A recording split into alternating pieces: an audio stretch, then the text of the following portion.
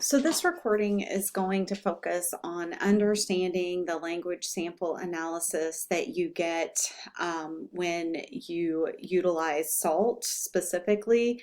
And so typically that's going to be through the SALAD lab at WVU, although SALT is available for school districts and professionals to purchase as well. So we just want to provide some information on that. Specifically, we want you to understand the language sample transcription, and so some of the sample is going to look different than just a typical writing out of what you hear. And so we want to go over some of those, what we refer to as conventions, so that you'll understand what you're getting. We also want to talk about some common analyses that are done for academic language. Some of this may not make as much sense, but we will be providing a training on some aspects of academic language and what that looks like, and some common phrases in the literature related to language development in these more advanced stages. And then we also want to provide you an opportunity to practice looking at all of these and interpreting them and identifying possible behaviors to target related to the West Virginia College and Career Readiness Standards. So in disclosure, all of the information today is going to be related to SALT and those transcripts. Additionally, I do need to disclose that I am getting paid to do this presentation, and also that I have no financial or non-financial ties to SALT though, so I don't necessarily have any of those disclosures. So utilization of transcription services. We thought it would be nice to provide you some feedback on how much you guys have been utilizing the services. Initially, when we first started in 2017, it was a pretty slow start, but that's to be expected. So I get really excited when I see how much it increased over 2018 and 19, because we went from 15 to 60, which is like a 400% increase. So if we keep that pace up, it's going to be amazing. This year, these were data from October 2019, so we know for sure that this number is already increased in December because we've had a couple of really big weeks in November where we had a lot of requests. So this is just great testament to all of you and your use of this resource, and so we want to thank you for that. Related to the types of samples all of you have been requesting from us. Initially it's not unexpected that we were focusing on conversation, but because of Leanne's dedication to ongoing professional development, you can see that we've transitioned to more requests for narrative transcription.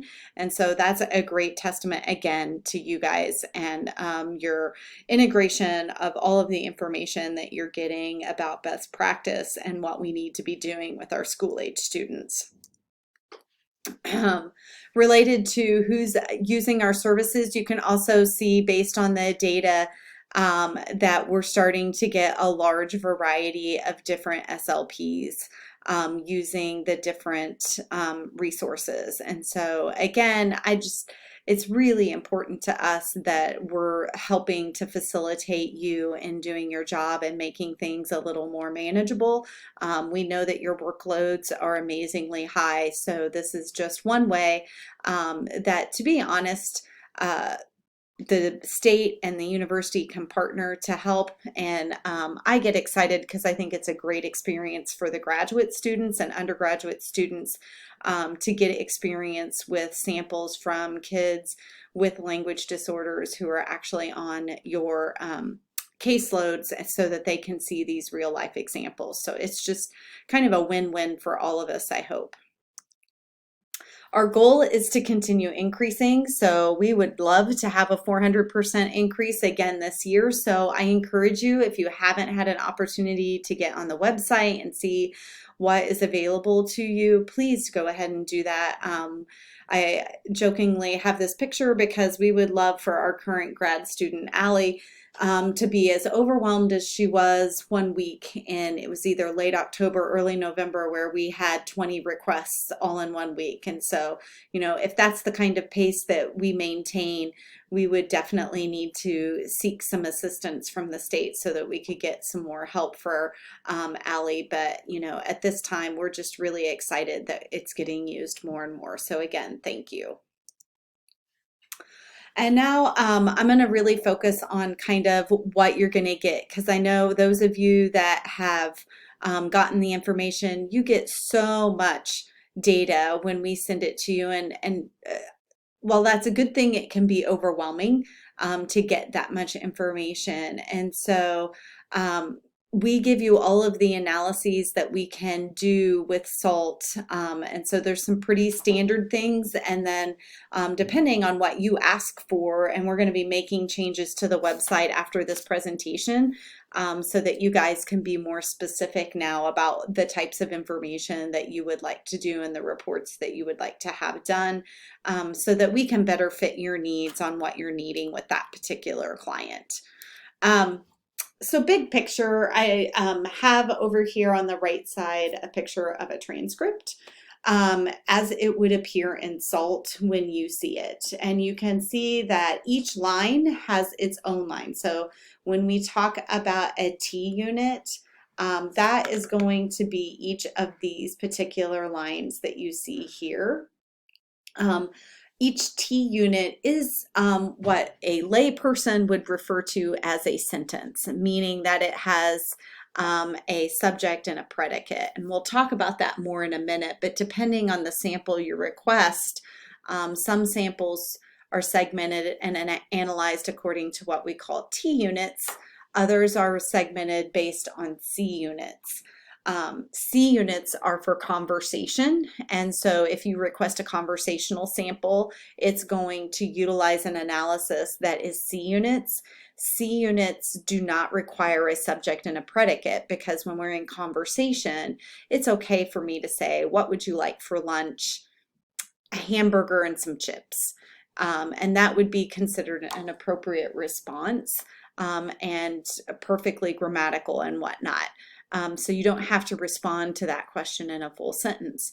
When I do a narrative, though, the expectation is that the entire narrative would include full sentences. And so therefore, because that's the expectation for that particular genre, we segment and analyze according to T units. And if a phrase or a single word were done, we would actually exclude that from the analysis. So that's something to consider when you go to think about and read through the transcripts that you're looking at.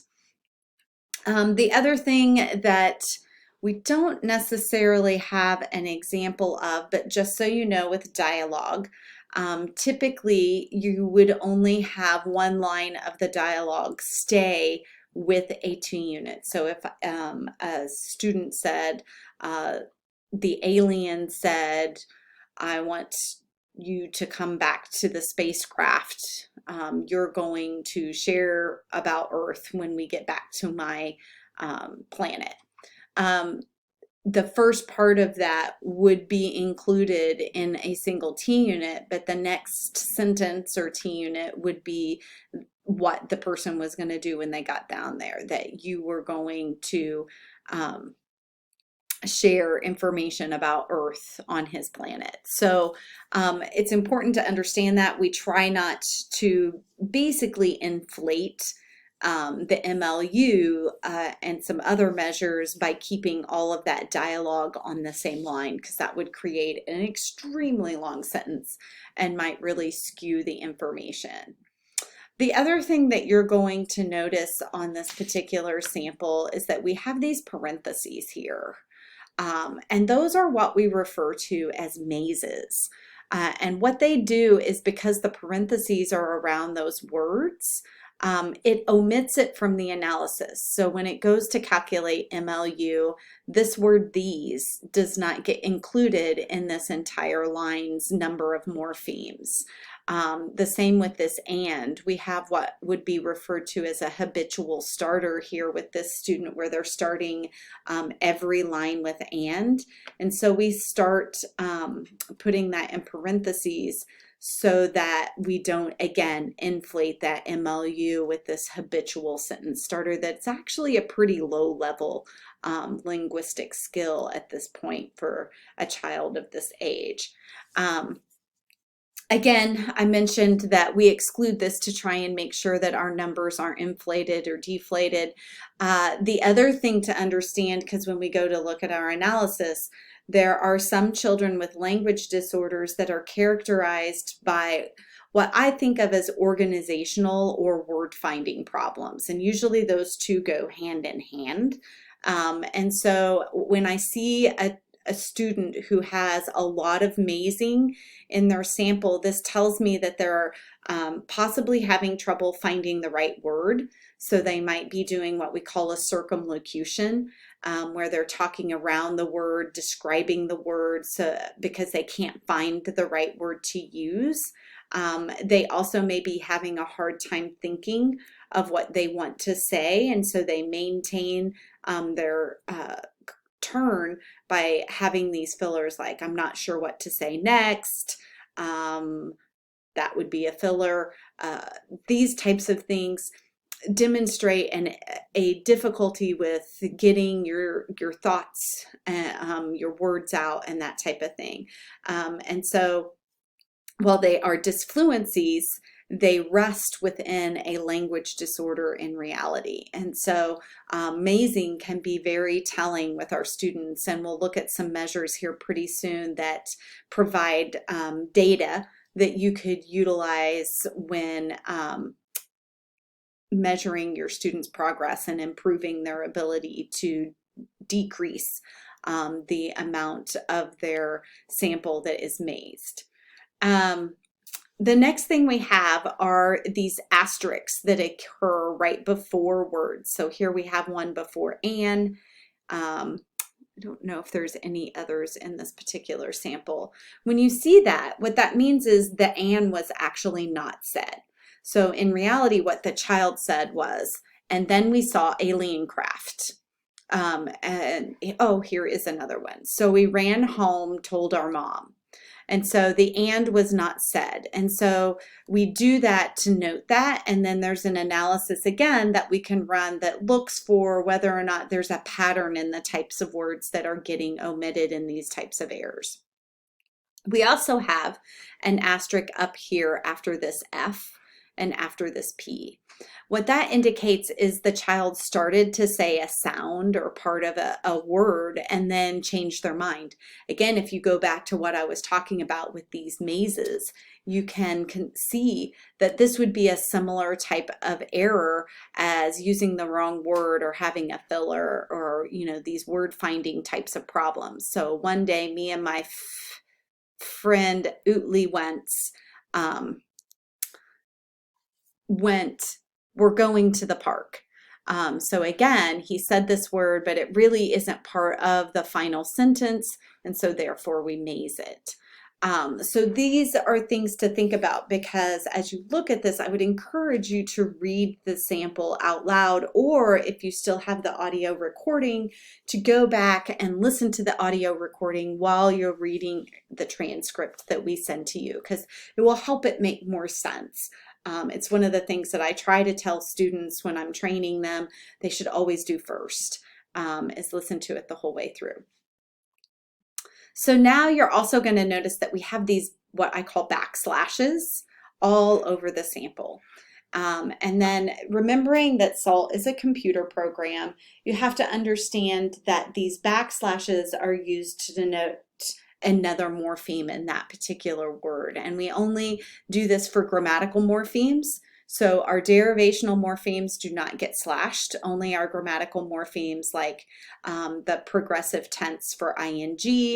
We have a plural S on bushes So you'll notice this is not orthographically spelled correctly, and we'll talk about why in a minute. You also have it on suitcases. You have it on regular past tense, ed. Um, and then you would also have it on a possessive tense. We don't have any examples of those, but like Jane's dog or the alien's dog would be a /z, which is down here. So all of these, for each one that happens, SALT then knows to calculate saying as 2 morphemes as opposed to say, which is 1 morpheme. So one of the things that I mentioned is that you'll notice that, and with these it's not as good of an example, but you'll notice, oh here, having. Have is still spelled the way it would be if it wasn't having. And we do that because when we're doing our word counts, SALT doesn't know that have, H-A-V-E, and H-A-V in having are actually the same root word. And so that SALT knows this when it goes to do a number of different word count, we have to keep that root word that's on the left side of the slash spelled correctly. And so you're going to see that it's not an error in the student spelling, it's so that SALT then knows not to inflate that number. And you're going to see that in one of the first analyses that we look at. Related to that, when SALT is doing word counts, you'll also notice that things like proper names, like Utley Wentz, if it was Morgantown, West Virginia, or it was, let's say the name of a movie like The Princess Bride, all of those would have an underscore in between each of those words so that SALT would count them as a single morpheme.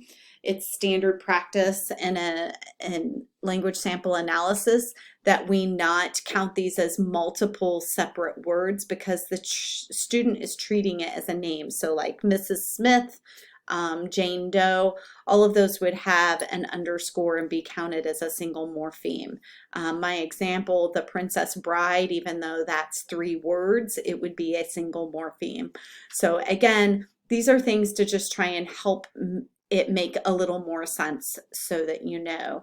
I'm going to briefly talk about why derivational morphemes aren't counted when we calculate MLU, but we'll spend a lot more time talking about that in a future presentation that I'll be doing on later language development.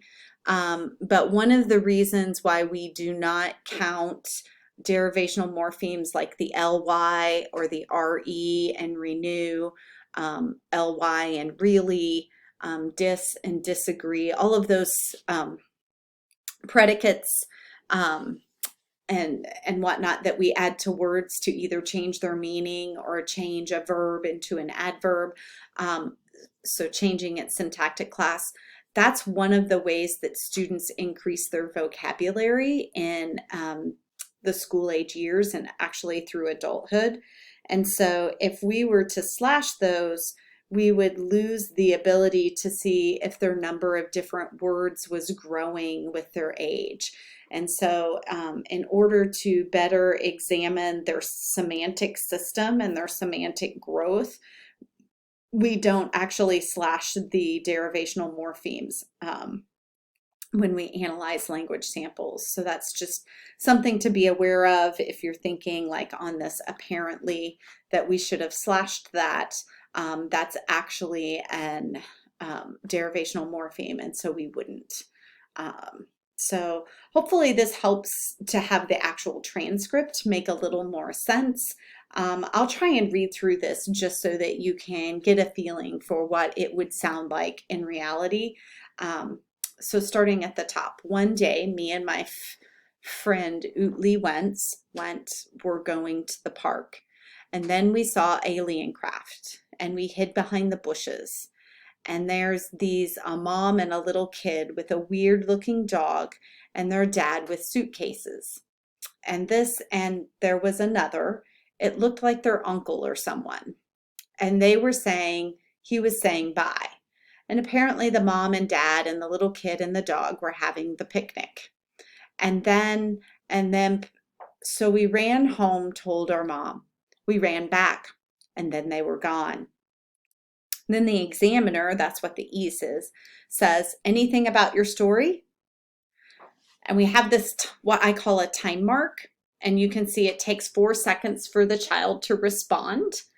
And he says, and then we never saw them again. That time mark, again, when we think about those children that I was mentioning earlier that have organizational word finding types of problems, maybe processing problems like auditory comprehension is poor, you may see more of these lapses in their sample where they're pausing either mid-sentence or between sentences. And so we add these time marks because, again, in some of our analyses, this can be really important in demonstrating that this student is having some short-term memory issues, maybe some word finding problems. So when we're looking for measures that best match the characteristics of their language disorder, those can be things that highlight that. You'll also see that at the bottom we have this -1 minute 23 seconds. That is the length of time it took for the students to tell this sample. And so again, this is a great way for some of our students who have organizational problems, or when our students are not giving us as much information as their peers would, so their stories are shorter or their expositories are not as long as their peers.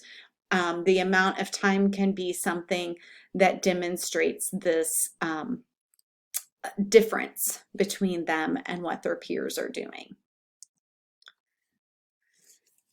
So the next step that we're going to talk about is our analysis options. And one of the things that I wanted to share with you is, I know for some of you, you're perfectly happy having us analyze and send you the results. But for those that may be interested, you do have the option of doing the SALT training modules that they have, and they're available online. You can do them for free at no cost if you don't want CEUs. If you do want CEUs, you would need to pay an annual fee. And so I'm going to show you what that would look like. So here are all of the different training modules. Again, you'll see that the cost is that they're free, and that you can pay for them if you would like, in order to get credit for them. So like Introduction to Language Sample Analysis. You're going to need to sign in and create your own account to do this, because even though you can see this is no cost, because I'm not going to take it for credit, I have to add it to my cart. And then when I check out, and I don't have to even put in credit card information, but I can then access things in my account that I've downloaded and included that I would like to train. So these are ways that if you're wanting to look for more information, or if some things that I'm telling you to get some of that information.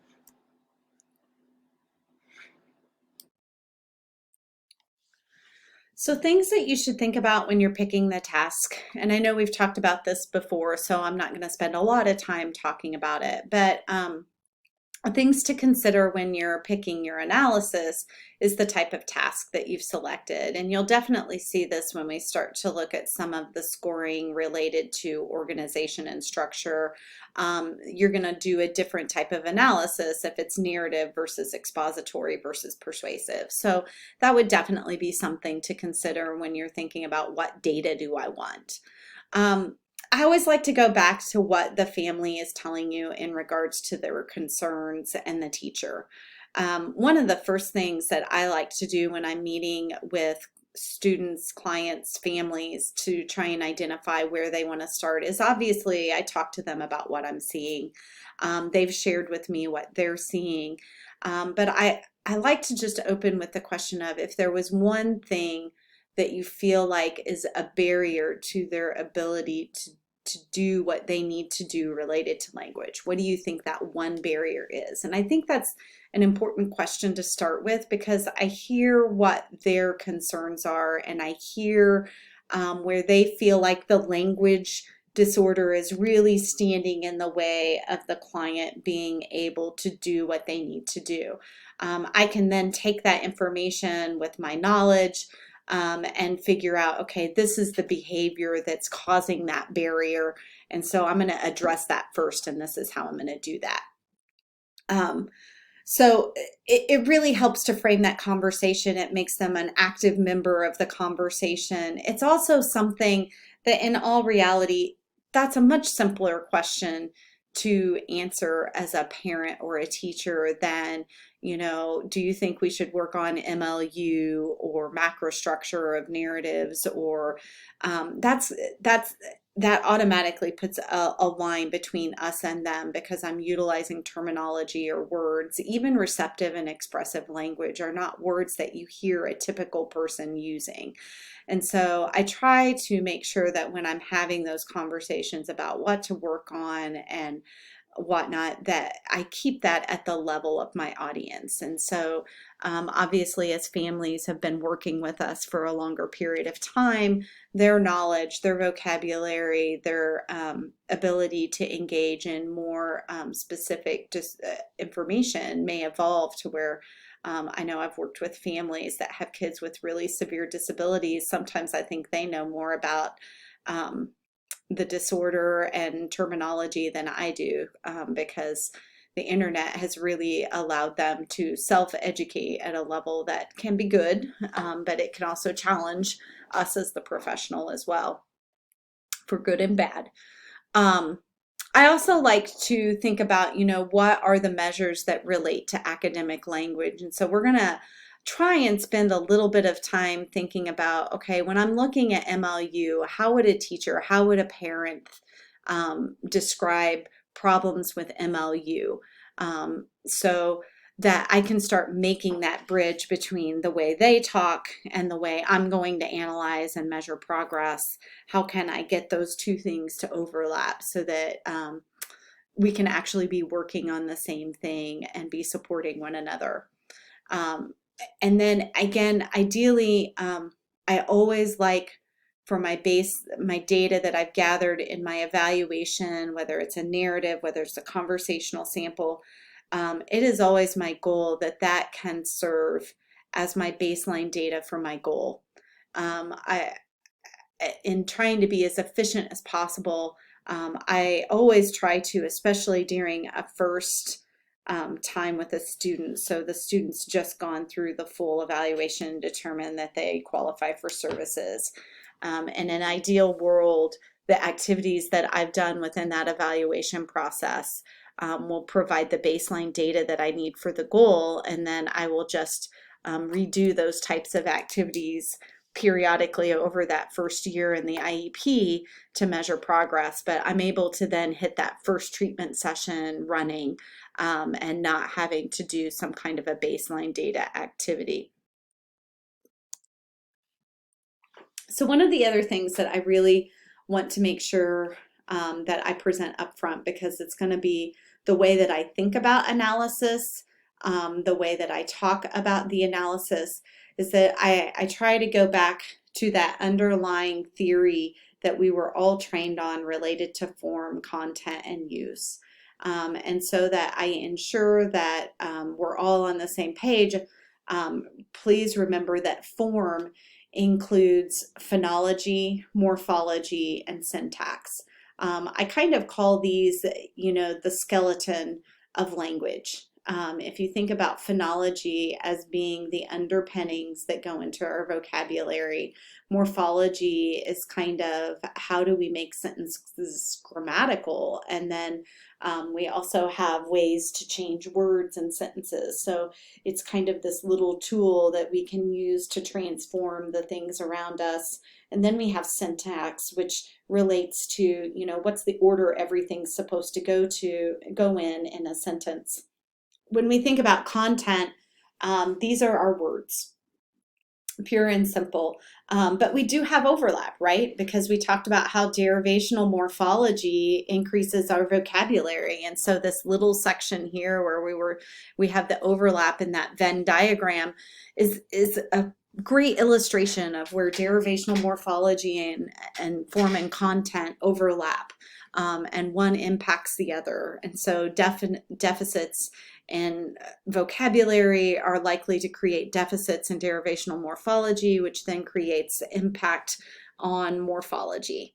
When we talk about use, pragmatics is so much more than eye contact and turn taking, and I spend so much time trying to explain to students that the complexity of use cannot be underestimated, and its development in the school age years and importance when we think about reading comprehension, the ability to do presentations, to interpret information accurately, both what's presented orally as well as in reading and writing, is just so critical because the nuances change everything. So when we talk about use, we're talking about the rules of what should a narrative have in it. You know, what's the order things should go in? What do I include? What do I not include? Obviously, having a strong understanding of that improves your reading comprehension, as well as your ability to then write stories. What do I do differently when I'm doing an expository writing task that's a compare-contrast versus descriptive? And understanding how that also then changes your vocabulary use, because a compare contrast is going to use transition words like similarly, in contrast, difference. So again, all of that is actually wrapped into use, and that doesn't even account for words that have double meanings. How if I say a word differently, it can drastically change the meaning of the sentence. I like that dress. I like that dress. You know, and your facial expressions can really impact. In reality, you don't like that dress. You think it's the ugliest thing that you've ever seen versus, wow, that is one of the most beautiful dresses I've ever seen. And it's the exact same sentence with the exact same words. And the only thing that I've changed is my tone and intonation. And these are things that kids with language disorders really struggle with, and are critically important as we get in the 3rd grade through 12th grade years, that we have to train them to pay attention to these things. To start tuning in to what others would think of as not a big deal. So all of this, as I go forward and we look at these analysis sheets together, are going to relate back to this form, content, use discussion. So we have some basic reports that we're going to look at here in a minute, but I'm going to kind of go through and talk about what these different reports are, and then we'll look at them. I'm not sure if this is the best order of things. It's one of those big debates of which thing to put first. Let's look at some samples. Let's go through what these different reports are. But the first report is kind of the basics. It's what we call the standard measures report, and it's going to give you your very basic information related to intelligibility, related to your percent utterances that have some kind of grammatical error, whether that's a word omission, they overused regular past tense ed, they omitted their auxiliary or copula verb. It's going to have things like the MLU, so that mean length of utterance in words or morphemes. It's going to have things related to semantics, like your total number of words in the sample, your number of different words in the sample. You're also going to have measures of the transcript length. So how many total T units did it have, or C units? We can do measures for the narrative scoring schemes to look at the macrostructure elements. There's also measures related to expository and persuasive. And then we have measures of verbal facility and what that entails. We also have an analysis called word lists, bound morphemes, and utterance distribution. And so really this gives you more detailed information related to semantics and morphosyntax. You'll see that there's nothing in the analysis that relates to pragmatics or use. With content, you're going to get lists of different types of words that they've used as far as syntactic class.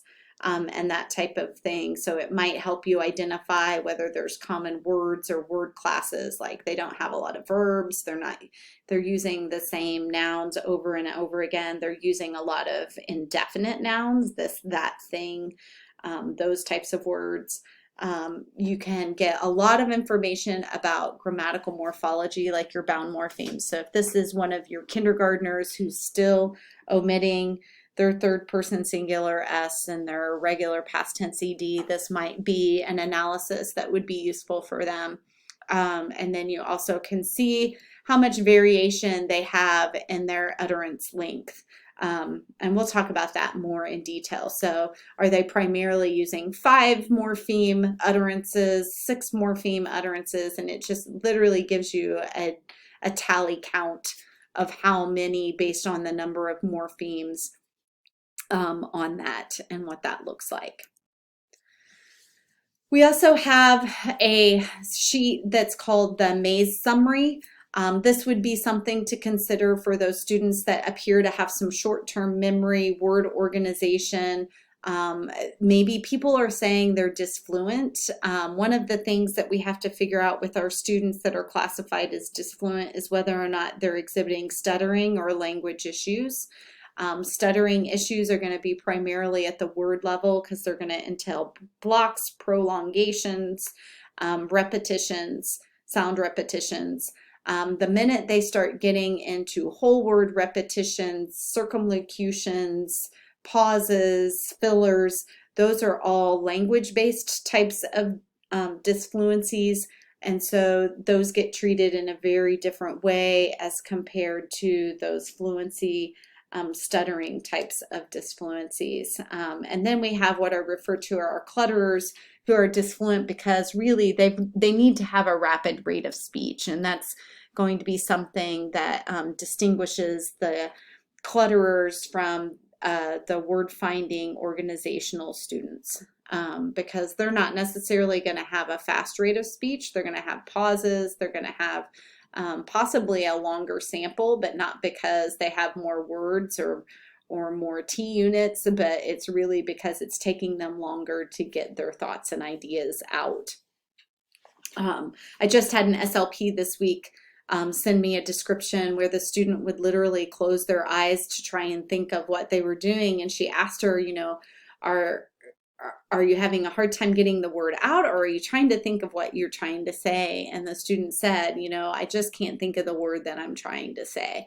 And so those are kids that with language disorders that we're talking about. And this is an analysis that would be very interesting to look at to help identify those patterns, because we can look at the types of mazed words they have, how frequent they're having those, how frequently within an utterance they're having them, what types are they having, and then an analysis of the types of pauses. Are they in sentence, between sentences, all over the place, that type of thing.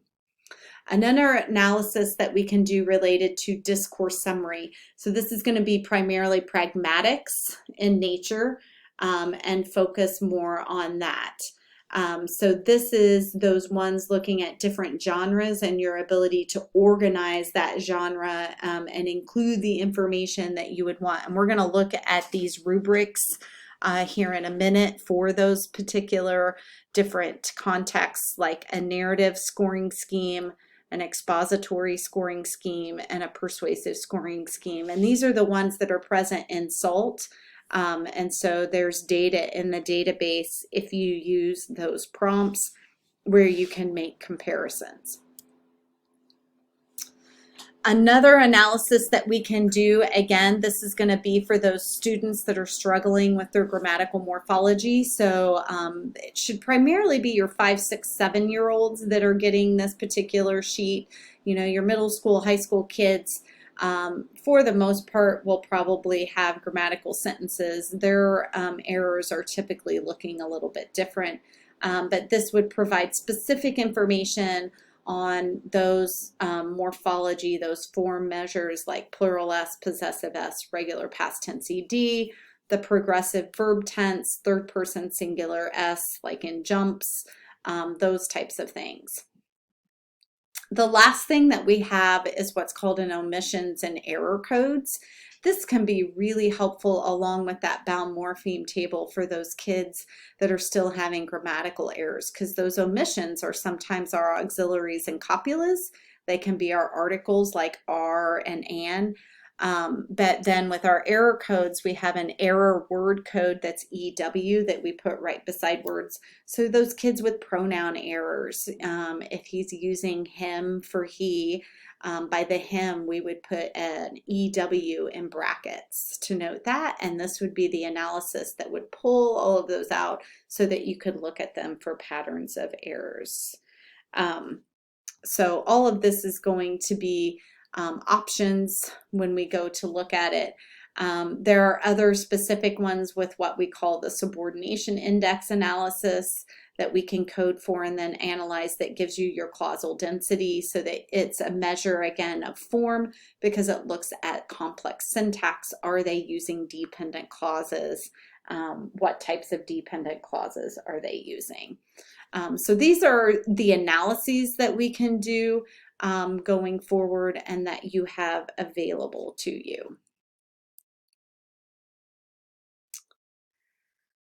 So now we're going to look more specifically at when we use SALT, what those analysis that I talked about with the narrative scoring scheme, the expository scoring scheme, and the persuasive scoring scheme, what exactly are those rubrics and what do they look like? So the narrative scoring scheme is this 5-point scale that looks at these different parts of a narrative, and we rate them. And obviously, when we go to rate them, we see evolution as students get older and in higher grades, they're moving more to the proficient level and away from the immature. And then depending on which of these characteristics we're looking at here, whether it's introduction or character development,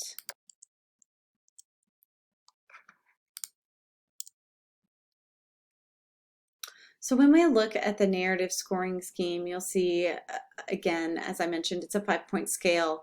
2 and 4 are not defined in this particular rubric, but they do provide expectations of what would be for a 1, a 3, or a 5 in each of these areas. We talk about, the development of their introduction, the development of their characters, whether or not they have mental and emotional states for their characters. So those are those reactions to what's happening. How well they do referencing and pay attention to their listeners so that they make sure that the right pronouns and antecedents are used so that the clarity of the story. All of us have listened to the student with a language disorder who starts telling us a story, and there may be 3 male characters, and at some points we don't know who's doing what because they're all he and his and him. The same thing with their resolution and conflict. How well do they identify the initiating event in their story, have actions afterwards, and then wrap that up. The ties between activities, between sentences is going to include your cohesion, and then how well they wrap up or conclude their story beyond the end type of thing. So this is a 5-point rubric. They get an overall score for the entire thing, and then using this rubric, there's been a database. So if you have kids that don't have well-developed stories, this is a measure that can look at that macro structure level of analysis.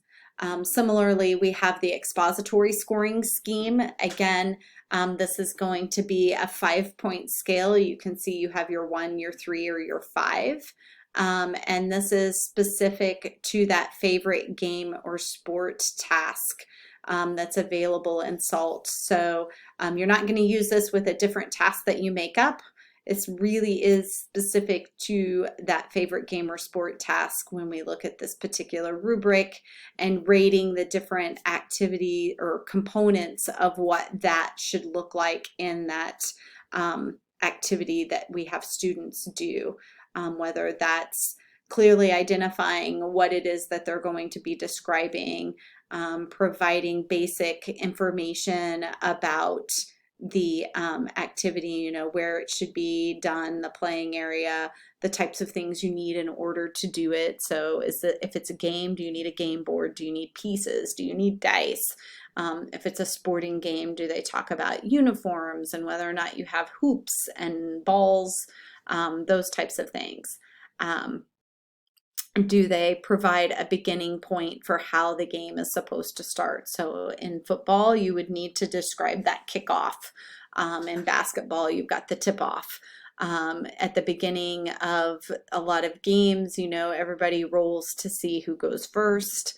So those are the types of things that are going to get rated when the students go to complete the expository task related to the favorite game or sport.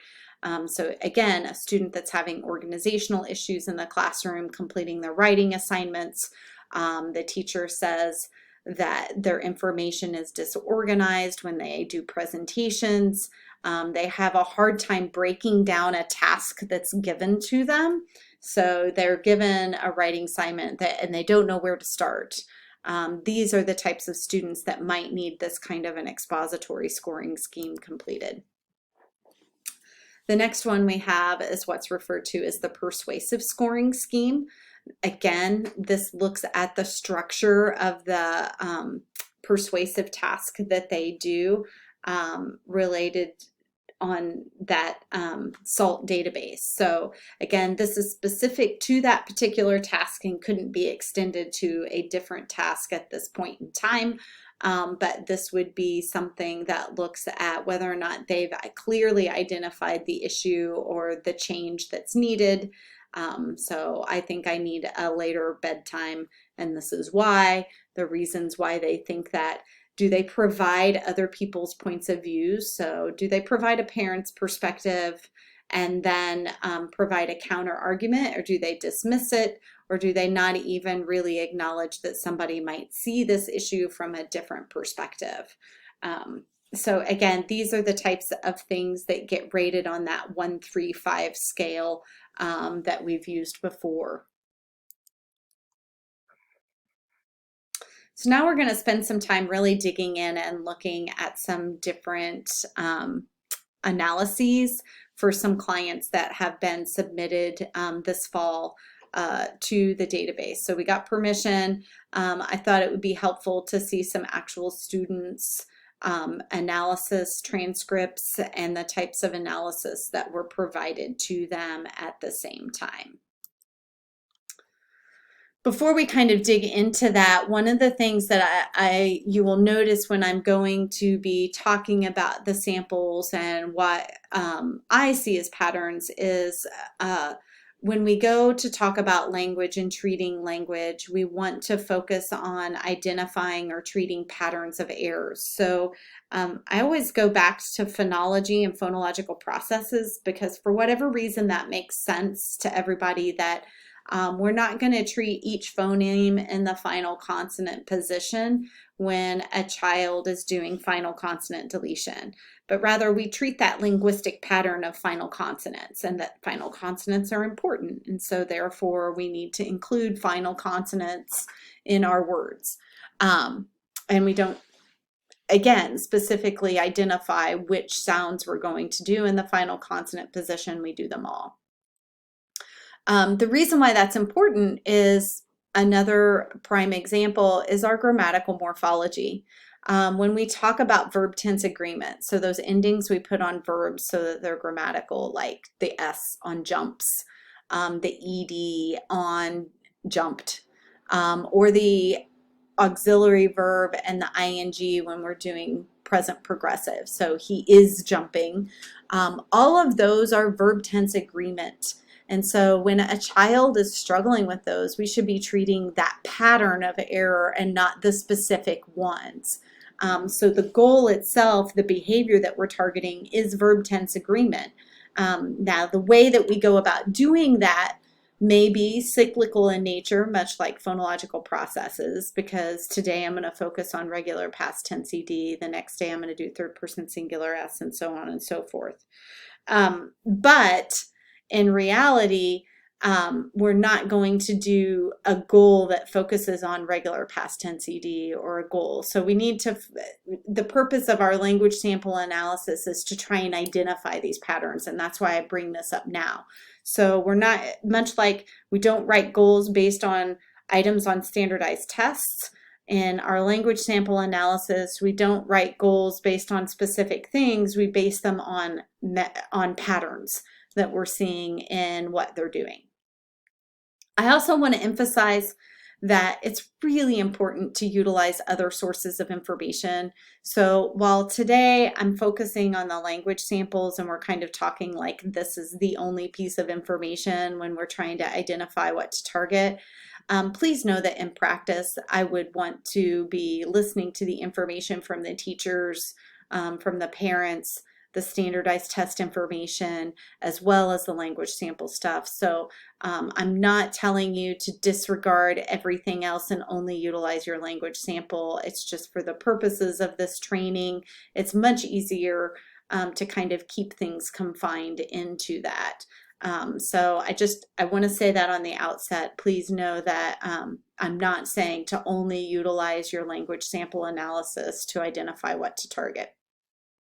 My other thing, and I kind of hinted on this earlier, is I really want to emphasize that there needs to be a focus on functionality.